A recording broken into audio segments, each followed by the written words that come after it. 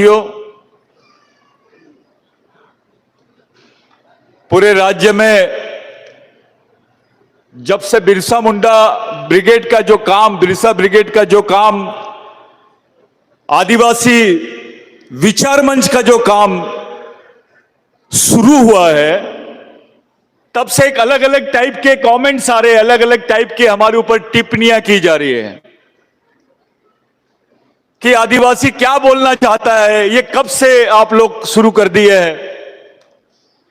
कुछ लोगों को ऐसा लगता है ये कौन सा संगठन है, ये क्या चाहते हैं। तो मैं पहले आपको बता देना चाहता हूं, कुछ लोगों ने एक ऐसा कमेंट्स किया कि सतीश पेंदाम, बिरसा ब्रिगेड, विचार मंच ये राष्ट्रवादी कांग्रेस में से जुड़े हैं। मैं आपको बताना चाहता हूं भाई, मैं अंदर की बात बता रहा हूं, सब लोग बाहर की बताते हैं। शरद पवार, बिरसा ब्रिगेड और आदिवासी विचार मंच साहब यानी जो संगठन है, हमारे आदरणीय पिता तुल्य शरद पवार साहब ये पैटर्न है हमारे स्वरक्षक है इस संगठन के। मैं बस्तर में गया था, 5 दिन पहले बस्तर गया, जहां पे पुलिस भी नहीं जाती है, मिलिट्री भी नहीं जाती है। वहां पे एक आदिवासी था, वो आदिवासी ने एक बनियान पहना था और फटी चड्डी थी साहब उसकी, बहुत गरीब था वो, और वो चश्मा लगाया था। मेरे को ऐसा लगा कि जरूर कुछ पढ़ा लिखा तो होगा। जब मैं सामने से गया, पीछे से आया तो मुझे कुछ दिखाई नहीं दिया, लेकिन जब मैं सामने से गया तो उस 70 साल के बुजुर्ग ने, उस 70 साल के व्यक्ति ने वो टी शर्ट निकाल के मेरे को ऐसी दिखाई। मैंने बोला आप कौन है? ऐसी दिखाई, एक तरफ बिरसा मुंडा का फोटो था और दूसरी तरफ शरद पवार साहब का फोटो था। मैंने पूछा है शरद पवार साहब से आपका क्या रिलेशन है, आपका संबंध क्या है? बिरसा मुंडा से आदिवासियों का संबंध है, ये समझ में आता है, लेकिन शरद पवार साहब से संबंध क्या है ये किसी को समझ में नहीं आता है। आप कैसा लगा लिए ये फोटो? तो उस बुजुर्ग ने ऐसा फोटो निकाला और पेपर की कटिंग दिखाया मुझे कि ये देख, ये इंडियन एक्सप्रेस पेपर है जिसमें शरद पवार साहब ने लिखा है पहली बार कि आदिवासी इस देश का मूल मालिक है और उसको संयुक्त राष्ट्र संघ में आदिवासी होने की मान्यता मिलनी चाहिए। फिर उस बुजुर्ग ने मेरे से पूछा, क्या किसी आदिवासी नेता ने भारत के संविधान सभा में आजादी के बाद में यह प्रश्न उठाया? नहीं उठाया। किसी पार्टी ने आदिवासियों को संयुक्त राष्ट्र संघ में मान्यता मिलनी चाहिए यह मांग उठाई? नहीं उठाई। इसीलिए मैं इस जंगल में रहने के बावजूद, मेरा अकेले के 6 घर है ये जंगल में, यहां कोई नहीं आता, नेता नहीं आता, कोई लाइट नहीं है, कुछ नहीं है, लेकिन यहां पर मैंने शरद पवार का फोटो लगा के रखा हूं, क्योंकि हम जो हमारे साथ ईमानदारी से लड़ रहा है, हम उसके साथ बेईमानी नहीं कर सकते हैं, ये आदिवासी आदमी ने बताया। साथियों, ये रिश्ता है शरद पवार साहब का, बिरसा ब्रिगेड का और आदिवासी विचार मंच का। अभी 15 अक्टूबर को विश्व के 8 देशों के आदिवासी आ रहे हैं और भारत के 21 राज्य के आदिवासी प्रतिनिधि नागपुर में आ रहे हैं इंटरनेशनल कॉन्फ्रेंस के लिए। आजादी मिलने के बाद 1993 के बाद यह पहली बार है कि भारत में ऐसी कोई मांग उठाई जा रही है। 1993 में भारत सरकार ने संयुक्त राष्ट्र संघ में यह हलफनामा दिया कि भारत में आदिवासी नहीं रहते हैं। भारत में आदिवासी नहीं रहते। यह हलफनामा भारत सरकार ने दिया संयुक्त राष्ट्र संघ में। यह हलफनामा जो है उसमें दो बातें और लिखी थी कि एक भील वंश के लोग हैं जो संस्कृत जिनके बोली भाषा में संस्कृत के शब्द आते हैं, इसलिए ये भी आदिवासी हो नहीं सकते। यानी जो संस्कृत बोलता है वो आदिवासी हो नहीं सकता, ये भारत सरकार ने बताई। वो भील के खिलाफ में बोले, बारेला के खिलाफ में बोले, गावित के खिलाफ में बोले।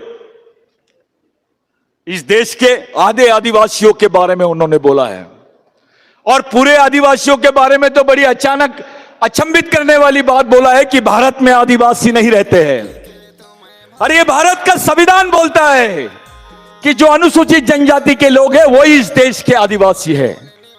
ये डॉक्टर बाबा साहब आंबेडकर ने जयपाल मुंडा के सवाल पे बोला कि ये अनुसूचित जनजाति के लोग हैं, यही आदिवासी है।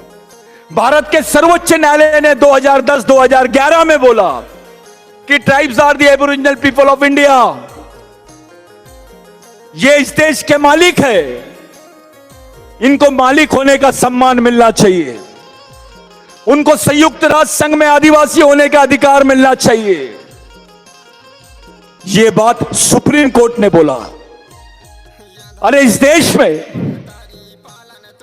सुप्रीम कोर्ट बोलता है भगवान राम यहां पैदा हुए कोले भाऊ, तो देश के लोग मान लेते हैं। सुप्रीम कोर्ट यह बोलता है कि आदिवासी इस देश के मालिक है, इनको मालिक होने का सम्मान मिलना चाहिए, देश के लोग नहीं मानते हैं, प्रधानमंत्री भी नहीं मानते हैं। एक ही कोर्ट के दो फैसले, एक को मान्यता और एक को नहीं। यह ऐसा कोई देश में हो सकता है क्या? लेकिन भारत में हो रहा है।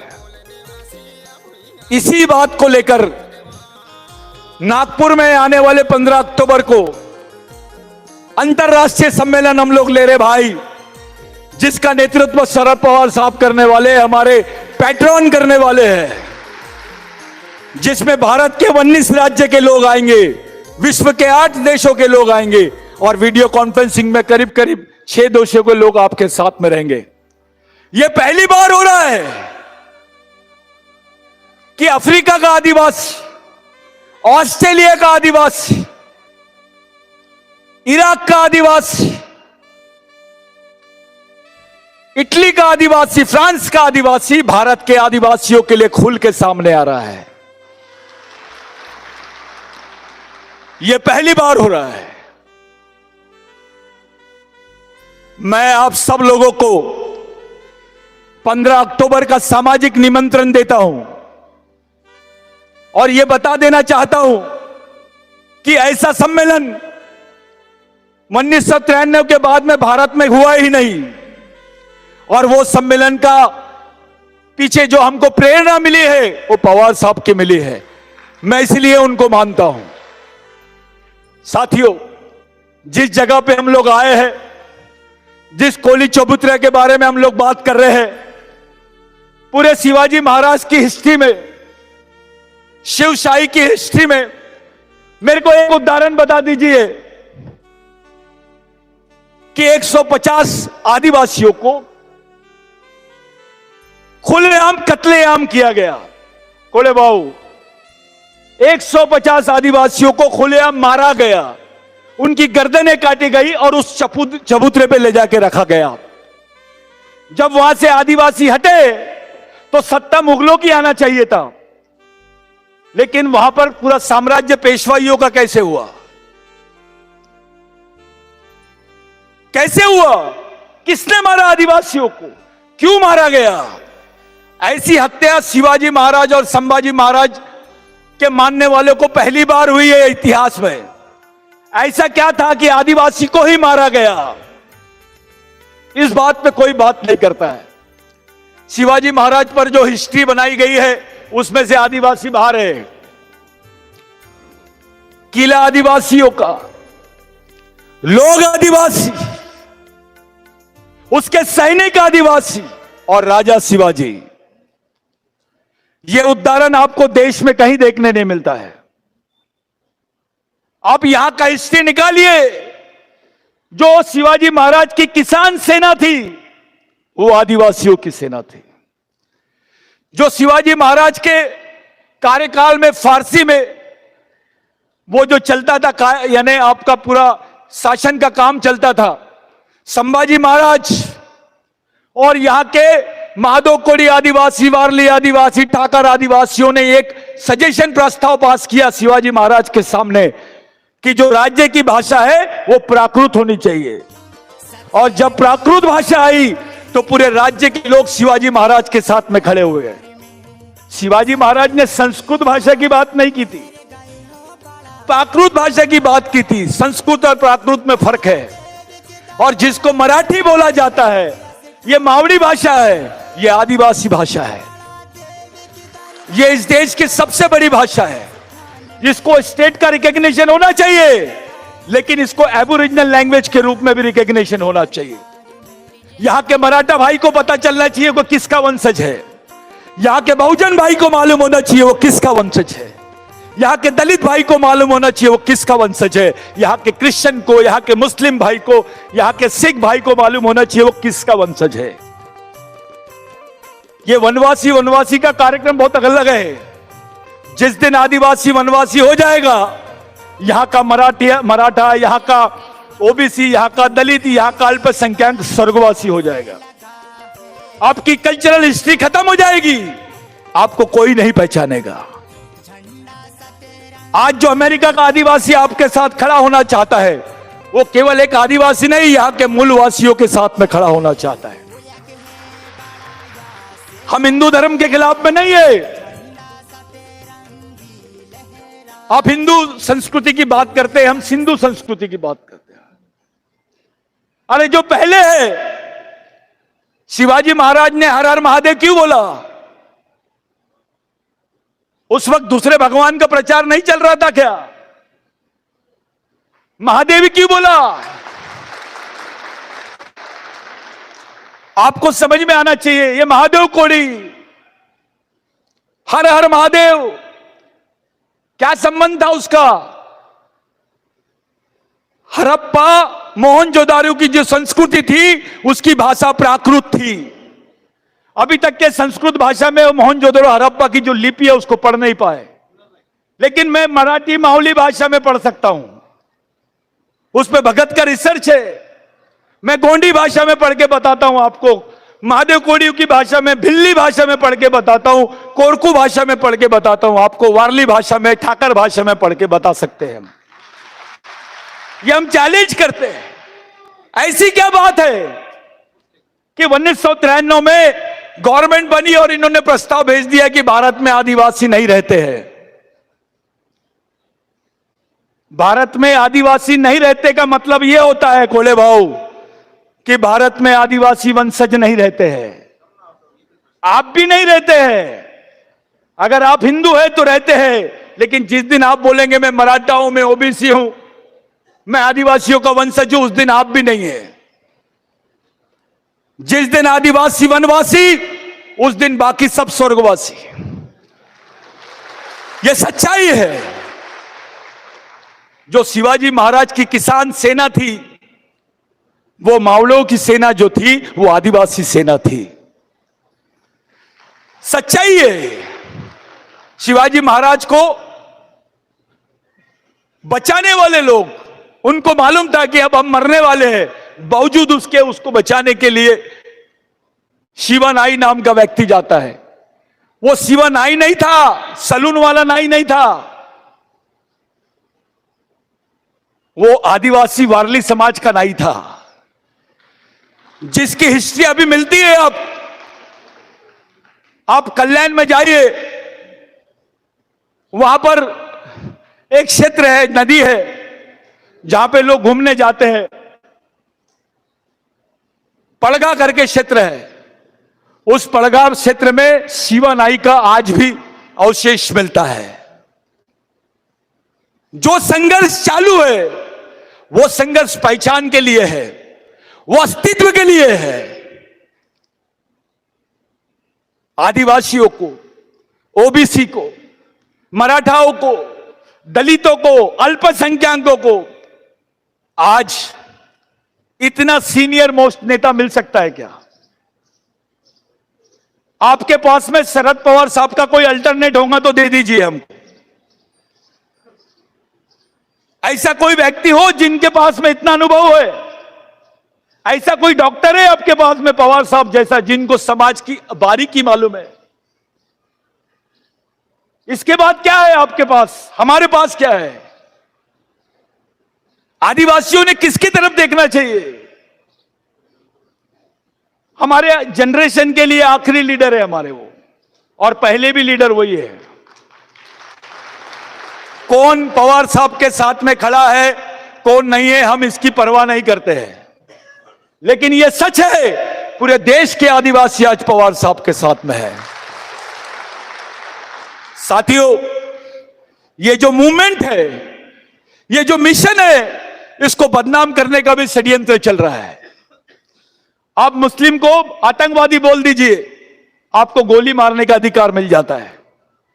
आप आदिवासियों को नक्सलवादी बोल दीजिए, वत्स पाटिल साहब, उसको गोली मारने का अधिकार मिल जाता है। यानी केवल लेबल लगा देते हैं। किसी भी आदिवासी को गढ़चिरौली के उसको बता दिए बस्तर के आदिवासी यानी नक्सलवादी। एक षड्यंत्र चल रहा है इस देश में आदिवासियों को नक्सलवादी बनाने का। उनकी पहचान नक्सल, अब आदिवासी क्षेत्र नहीं बोलते उसको, नक्सलवादी क्षेत्र बोलते हैं। वहां पैसा नक्सल विकास क्षेत्र के नाम से आता है, आदिवासी विकास क्षेत्र के नाम से नहीं जा रहा है। आपको एक संबोधन किया जा रहा है, वनवासी, नक्सलवादी, ये एक ही रूट के शब्द है। नक्सलवादी आदिवासी हो सकता है, लेकिन आदिवासी नक्सलवादी नहीं हो सकता है। मेरे लिए, आपके लिए, इस संगठन के लोगों के लिए, मंच पे जितने नेता बैठे हैं, जिरवड़ साहब हो या बहुत सीनियर नेता वत्स पाटिल साहब हो, कोले जी हो या बाकी सब लोग जो पवार साहब के साथ में खड़े हैं, आप लोग तो रह गए, लेकिन ये जो हुजूम है, ये जो आंदोलन है कि आदिवासियों को संयुक्त राष्ट्र संघ में मूल निवासी का दर्जा मिलना चाहिए, ये आंदोलन पवार साहब के नेतृत्व में पूरे देश भर चलेगा। और देश भर नहीं, हम विदेश में भी लेके जाएंगे पवार साहब को, क्योंकि संगठन को, बिरसा ब्रिगेड को मानने वाले केवल भारत में ही नहीं है। अभी साउथ अफ्रीका में बिरसा मुंडा की, राघोजी बांगरे की, टंटे भिल की जयंती मनाई जाती है। पाकिस्तान में जयंती हुई है, क्योंकि बॉर्डर एरिया गुजरात का जो है, वहां टंटे भिल की जयंती हुई है। कुछ लोगों को हजम नहीं हो रहा है, लेकिन वो दिन दूर नहीं है। अमोल भाऊ, साउथ अफ्रीका में संभाजी महाराज की जयंती करके बताएंगे हम। शिवाजी महाराज के वंशज अपने आप को कथाकथित वंशज बोल रहे होंगे, वो नहीं। शिवाजी महाराज के ओरिजिनल वंशज आदिवासी है। शिवाजी महाराज का जो प्रशासन था वो आदिवासी संस्कृति के हिसाब से चलता था। शिवाजी महाराज के प्रशासन में मात्र शतक पद्धति का इस्तेमाल किया जाता था, इसलिए जिजाऊ माता को पूरा कार्यभार सौंपा गया। यह है उसके पीछे की वास्तविकता। वहां महिला को जितना इंपॉर्टेंट नहीं था, उतना ज्यादा पुरुषों को जितना महत्व नहीं था, उससे ज्यादा महत्व महिलाओं को था। शिवाजी महाराज ने अपने सरदार के हाथ पैर काट डाले थे। कोई जब युद्ध होता था, लूट लेते थे, तो उनके महिलाओं पर बहुत अत्याचार होता था। किसी सैनिक ने शिवाजी महाराज के किया तो उसके हाथ काट डाले शिवाजी महाराज ने और उसको दंडित किया। ये प्रेरणा कहां से आई? ये मनुवादी प्रेरणा नहीं है।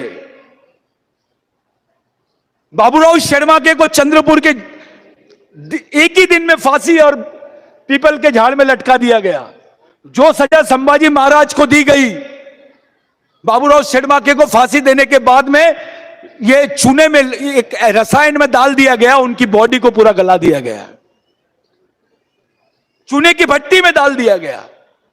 जो संभाजी महाराज के साथ में हुआ है, वो आदिवासी वीरों के साथ में हुआ है। राघोजी भांगरे, उनके पिताजी स्वतंत्र सेनानी, उनकी माताजी स्वतंत्र सेनानी, उनके दादाजी स्वतंत्र सेनानी, बताइए मेरे को, और सब शहीद हो गए। ऐसा वंश है क्या भारत में? बाप भी स्वतंत्र सेनानी, मां भी, दादा भी, भाई भी, काका भी। यह उदाहरण आपको आदिवासियों में मिलता है। आने वाले 15 तारीख को, 15 अक्टूबर को, जब कोई आदमी अफ्रीका से देश में आ सकता है, ऑस्ट्रेलिया से आ रहे हैं, तो आप जुन्नर से नागपुर आ सकते हो अपनी मांग के लिए। यह आंदोलन है भाई, इस आंदोलन को जिंदा रखना अपना प्रथम कर्तव्य है। जो नेतागण है, आमदार है, विधायक है, मैं उनको भी खुलेआम सामाजिक निमंत्रण देता हूं कि इस इंटरनेशनल गैदरिंग का आप हिस्सा बनिए। साथों साथ एक गलतफहमी निकाल लीजिए कि आदिवासियों में जो बिरसा ब्रिगेड चलता है, नक्सलवादी संगठन है। थोड़ी और गलतफहमी पाल लीजिए, नक्सलवादियों से भी ज्यादा डेंजर संगठन है। नक्सलवादी सिर्फ बंदूक उठाते हैं, उनके पास तो AK-47 है, उनके पास बम है, हमारे पास पवार साहब है। इससे बड़ा बम है क्या भारत में? इससे बड़ी मशीन है भारत में? यह तो भारत की पॉलिटिकल ऑक्सफोर्ड मशीन है। यह ब्रेन है आदिवासियों के पास में आज। यह ब्रेन आदिवासियों के लिए काम कर रहा है। यह लीडरशिप आदिवासियों के पास में है। इसलिए साथियों, राष्ट्रीय नहीं अंतरराष्ट्रीय स्तर तक की बात कर रहे हैं हम दलित भाई को आह्वान करते हैं कि आ जाओ, इस आंदोलन का हिस्सा बनो। हम ओबीसी भाई को आह्वान करते हैं, आ जाओ, इस आंदोलन का हिस्सा बनो। हम मुस्लिम भाइयों को आह्वान करते हैं, आओ, इस आंदोलन का हिस्सा बनो। क्रिश्चियन भाइयों को, सिख भाइयों को भी आह्वान करते हैं, इस आंदोलन का हिस्सा बनो। और खास करके मराठा भाइयों को भी आह्वान करते हैं कि आप इस आंदोलन का हिस्सा बनो ना बनो, कुछ दिन बाद आपको बनना ही पड़ेगा। अभी आदिवासी को मारे हैं, इसके बाद दूसरा नंबर मराठा है, वेटिंग लिस्ट में है, उसके बाद में ओबीसी है। इतना ही होगा, हम पहले मरेंगे, बाद में आप लोग मरेंगे, लेकिन इंस्टॉलमेंट में ही मरेंगे सब लोग। इसलिए सब लोगों के लिए एक पर्याय है हमारे पास अच्छी लीडरशिप है, अच्छा प्लेटफॉर्म है, अच्छी सोच है, एक विजन है, एक दृष्टिकोण है हमारे पास। इस मिशन को सफल बनाने के लिए बच्चे बच्चे को तैयार करो, गांव गांव में कैडर तैयार करो, गांव गांव में शाखाएं बनाओ, महिलाएं, पुरुष, विद्यार्थी, इनकी विंग्स बनाओ। अपना पैसा दो ईमानदारी से समाज के लिए, मिशन के लिए ईमानदारी से दो। ये लड़के जो फुल टाइमर है, ये भूखे प्यासे रहते हैं, कभी कभी इनके पास पेट्रोल के पैसे नहीं रहते। ऐसे कई बच्चे हैं जो एक एक महीना, दो दो महीना अपने घर नहीं जाते हैं। इनको मदद करो, इनको खाना खिलाओ। जो कर्मचारी लोग हैं, वो लोगों ने इनको मदद करना चाहिए। आपका मेहनत का थोड़ा पैसा मिशन के लिए जाना चाहिए। ये आपकी अपनी नहीं, अपने आने वाली लड़ाई है, अपने आने वाली पीढ़ी की लड़ाई है। ये हमारी आखिरी पीढ़ी द्वारा लड़ी जाने वाली, आखिरी पीढ़ी को बचाने वाली आखिरी लड़ाई है। ये बात आपको ध्यान में रखना है। यहां पे लड़ाई के मैदान में कोई नेता नहीं रहता, कोई अधिकारी नहीं रहता, सब समान होते हैं, सब सैनिक होते हैं। बिरसा मुंडा ने बोला था कि मिशन में, आंदोलन में आदमी बूढ़ा भी नहीं होता है और मरता भी नहीं है। राघोजी भांगरे ने भी यही बोला, छत्रपति संभाजी महाराज ने भी यही बोला। क्योंकि संभाजी महाराज के साथ में मरने वालों की जो उम्र थी 83 साल, 76 साल,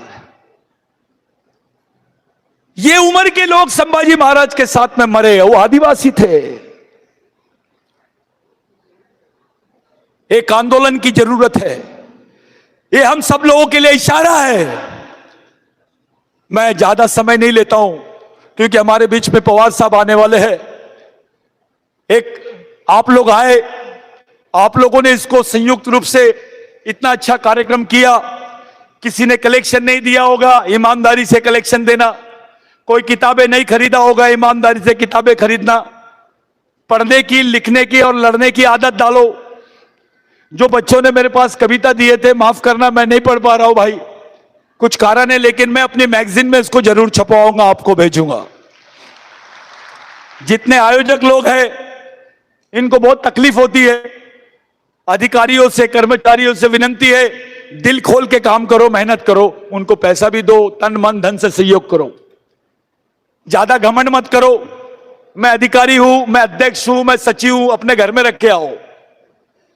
समाज के सामने सब समान होते हैं। या आप देखते हैं जादव ज्यादा जैसा अधिकारी, बहुत सारे कर्मचारी अधिकारी है, यहां पे सतरंजी उठाते हैं, बच्चों को पानी पिलाने जाते हैं, जो आईएएस रैंक के ऑफिसर से हैं। यहां शर्म मत करो मिशन में काम करते वक्त, यह पवित्र काम है। आप लोगों से विनती है, पूरी ईमानदारी के साथ हम लोग शांत चित्त से पवार साहब को सुनेंगे। मैं यही आप लोगों से विनती करता हूं और 15 तारीख के लिए सबको मैं सचेत करता हूं, सामाजिक आमंत्रण देता हूं। जय बिरसा, जय राघोजी, जय टंट्या, जय आदिवासी।